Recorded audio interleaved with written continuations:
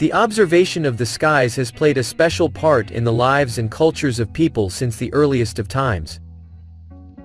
Evidence obtained from a site known as the Hole in the Rock, in Papago Park in Phoenix, Arizona, indicates that it might have been used as an observatory by a prehistoric people known as the Hohokam.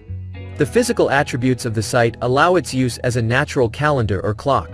The Hole in the Rock is formed by two large overhanging rocks coming together at a point, creating a shelter with an opening large enough for several persons to pass through.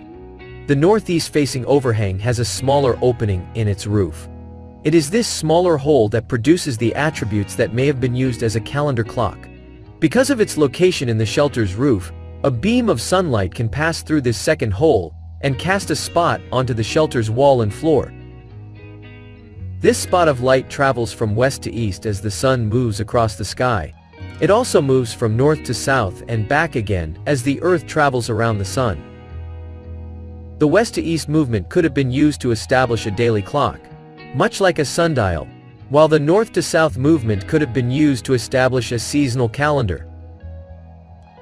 The spot first appears and starts down the surface of the wall of the shelter at different times of the morning, depending on the time of the year.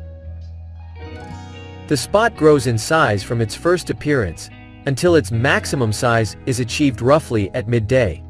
It then continues its downward movement until it reaches a point where it jumps to the floor of the shelter.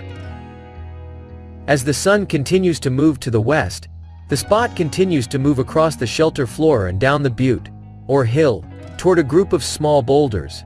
If a person is seated on a certain one of these rocks as the spot reaches it, the sun can be viewed through the calendar hole. This occurs at different times in the afternoon depending on the time of year.